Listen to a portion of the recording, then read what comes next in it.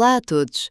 Quando percorremos as ruas do Porto ou de Braga e nos deparamos com palacetes imponentes, jardins exóticos ou instituições centenárias, estamos muitas vezes a olhar para a marca deixada pelos brasileiros de Torna Viagem.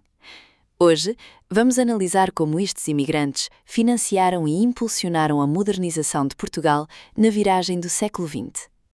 Durante muito tempo, a imagem destes homens ficou refém da literatura. Foram imortalizados por Eça de Queiroz e Camilo Castelo Branco como figuras caricaturais, os chamados novos ricos, ostensivos e muitas vezes incultos. Mas a realidade económica foi bem diferente. Longe da ficção, estes homens foram os verdadeiros motores estruturais da transição de Portugal para o capitalismo moderno. Para entender este impacto, temos de olhar para o início da sua jornada, muitas vezes conhecida como a história do menino da mala. Eram jovens, alguns com apenas 12 ou 13 anos, que partiam do norte de Portugal fugindo da pobreza extrema ou do serviço militar. Começavam literalmente do zero, como marçanos ou caixeiros, no Brasil. Com o tempo, subiram na escala social, dominaram o comércio e acumularam o capital e o conhecimento técnico que trariam no seu retorno a Portugal. Mas de onde vinha, afinal, este capital? A grande maioria destas fortunas foi construída no controlo e exportação de matérias-primas fundamentais, como o café, o fumo e o comércio têxtil. Importa também referir que, embora a maioria da riqueza seja posterior, uma minoria inicial derivou do tráfico de escravos antes da sua abolição definitiva. Foi este capital massivo que seria depois injetado na metrópole. O verdadeiro valor destes imigrantes, quando regressavam, não era apenas o volume de dinheiro que traziam, mas a mentalidade. Eles trouxeram um espírito empreendedor, de risco e de multiplicação de capital que colidiu de frente com a elite tradicional portuguesa, que era mais conservadora, focada em rendas estáticas e na produção artesanal. Ao chegar, os brasileiros não guardaram o dinheiro debaixo do colchão. Eles perceberam que o desenvolvimento exigia um sistema financeiro robusto. Romperam com o entesouramento tradicional e acabaram com a economia de trocas rudimentar, transformando o Porto na grande incubadora deste novo modelo de crédito luso-brasileiro.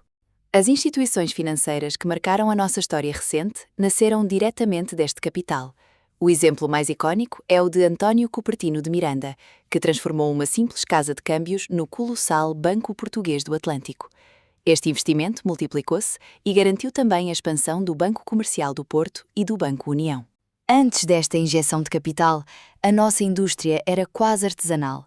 O dinheiro de Torna Viagem comprou o nosso passaporte para a Revolução Industrial Europeia. Foram estes imigrantes os pioneiros absolutos na introdução da força a vapor e na mecanização pesada das fábricas, multiplicando a nossa capacidade produtiva. A inovação estendeu-se a múltiplos setores. Tivemos a Chapelaria Costa Braga, que trouxe tecnologia de ponta para a produção de chapéus, a Companhia Aurifícia, que revolucionou a metalurgia, e a Albino de Sousa Cruz, que, depois de fundar a maior fábrica de cigarros do Brasil, importou esse conhecimento técnico para a manufatura na metrópole. O sucesso destes homens precisava de ser visível, o que transformou a face das nossas cidades. Os icónicos palacetes, como os da Avenida da Boa Vista no Porto, com os seus vitrais importados, claraboias inovadoras e tetos estucados de influência parisiense, não eram meras habitações, eram monumentos à ascensão social e ao cosmopolitismo. Mas este legado foi muito além do luxo privado. Eles foram a força vital por trás das infraestruturas logísticas do país. Financiaram artérias de transporte críticas, como os caminhos de ferro, nomeadamente a linha da Póvoa, e obras de engenharia fundamentais como o Porto de Leixões, abrindo o norte de Portugal ao comércio global. O investimento no tecido social não teve precedentes. A filantropia era também uma forma de deixar marca. O expoente máximo foi o Conde de Ferreira, cuja fortuna financiou a construção de 120 escolas primárias espalhadas por todo o país, democratizando a alfabetização e a criação do Hospital de Alienados no Porto, uma infraestrutura de saúde mental extremamente avançada para a época. Em suma, os bancos, as fábricas e as escolas não foram obras isoladas, formaram um ecossistema integrado. O verdadeiro legado do brasileiro de Torna Viagem foi servir como a ponte estrutural que tirou Portugal da estagnação periférica.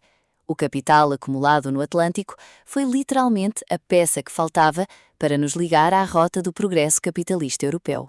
Para concluir, hoje, quando bebemos um café na Brasileira, fundada pelo antigo imigrante Adriano Teles, ou passamos pela majestosidade granítica do Palácio da Bolsa, estamos a usufruir de um património vivo. O país contemporâneo que habitamos foi reconstruído com o suor, a resiliência e o ouro de quem um dia teve de partir. Muito obrigado.